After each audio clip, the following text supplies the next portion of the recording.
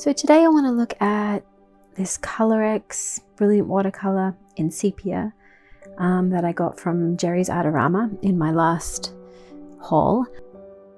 I was really interested in trying some more liquid watercolors. I ended up buying a couple of little tiny samples on Etsy, little wee samples here, because I had never tried them before. And these are actually the Dr. P.H. Martin Radiant liquid watercolors, I think. And I really enjoyed using them. I got a mahogany, a burnt orange, and a sepia. And I really loved using the sepia, and it's such a teeny tiny little container that I knew I was going to need some more. So I got this guy just to see. It's very reasonably priced. I think it's in the $6 range. So yeah, let's have a look at it today. Okay, so let's just do some swatches.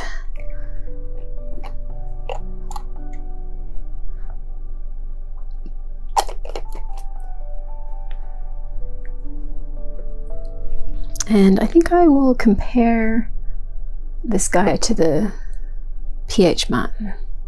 So let's put a couple of drops of this as well.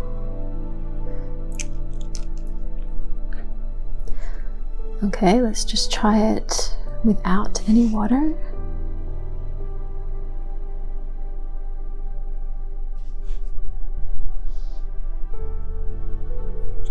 And then we'll add a little bit of water. Just do a couple of tints.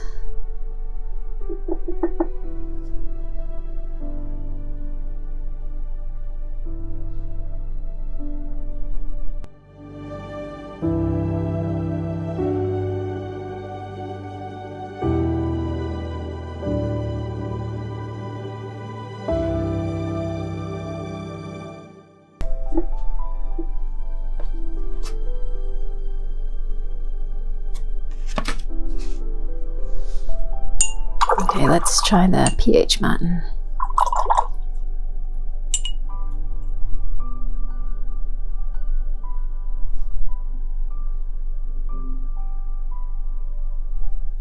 It seems to be a bit watery. Hang on.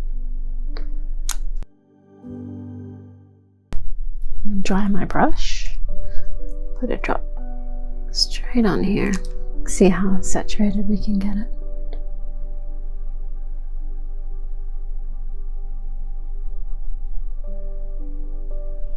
Yeah, so it doesn't seem as saturated as the Colorex, the Dr. P.H. Martin.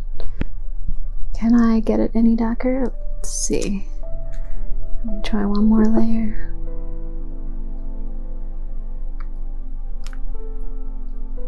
A little darker. Yeah, but it seems you could get quite a dense color with that Colorex. Okay, let's keep washing this down.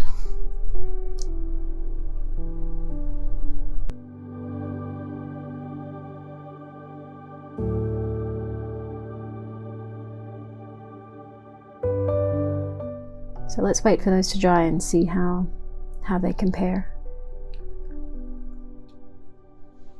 Okay, so it's been a couple of hours since I painted these swatches. So they're all dry now. So I guess the intensity is pretty similar.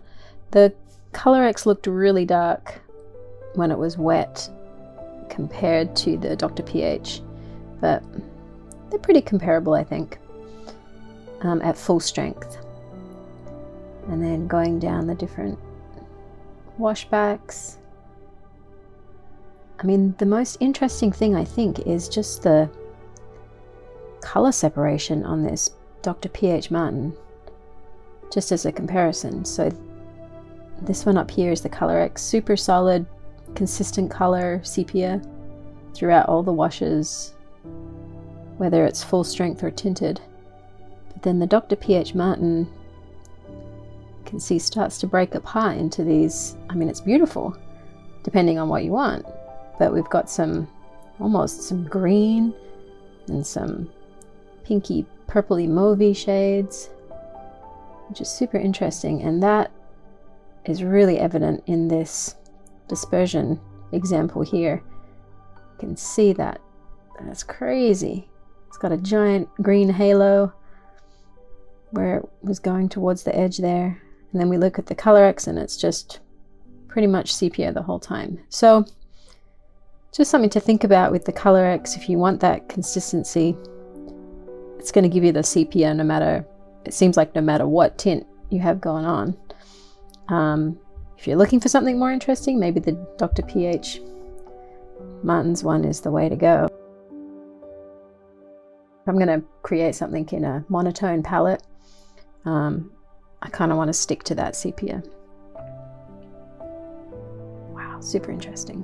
Okay, so I did paint these guys here, and I laid some down really thick towards the right there and some thinner strokes, and I wanted to test whether they lift. So it's been, like I said, probably 2 hours since I laid it down, and the reason I wanted to do that is I did do a painting with the Colorex the other night.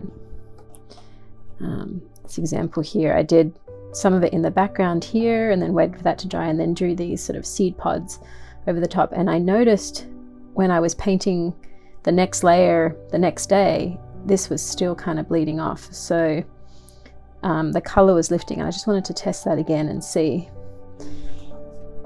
So let's have a go and see. I guess we'll do the comparison again between these two. So I'm going to start with this line here, which doesn't have a ton of ink. Yeah, you can, these 4 lines actually, you can see that that's totally lifting. If I scrub at it. What if I just did 1 line? Is that gonna... Yeah, even with 1 line of water, that is gonna lift. So it's been a couple of hours. Like I said, when I did that other painting, it had been a day and it was still lifting. So that is definitely interesting. And what about with this really fat line here? Yeah, that really picks up a lot of the ink.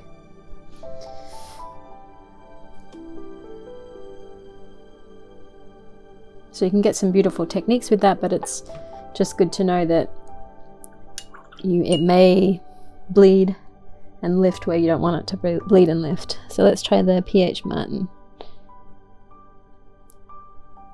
Yeah, that seems similar. I don't about a 1 swipe. Okay, well, they're kind of bleeding into each other now, but yeah, even the 1 swipe did it too. I don't think as much though. Let's try the real solid guy.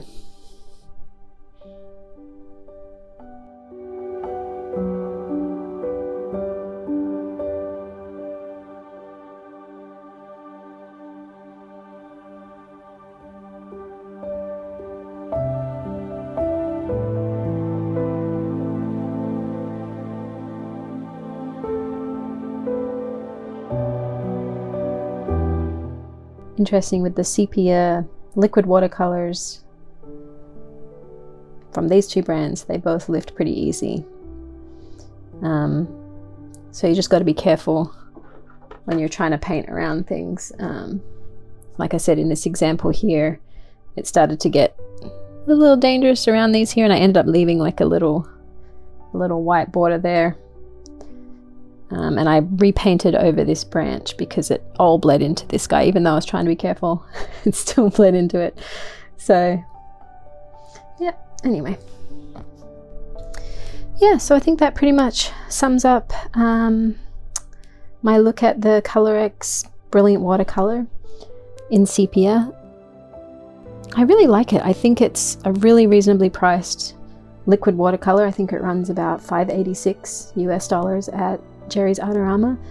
So yeah, I would say give it a go, and I think I'm going to try and buy some other colors in my next order.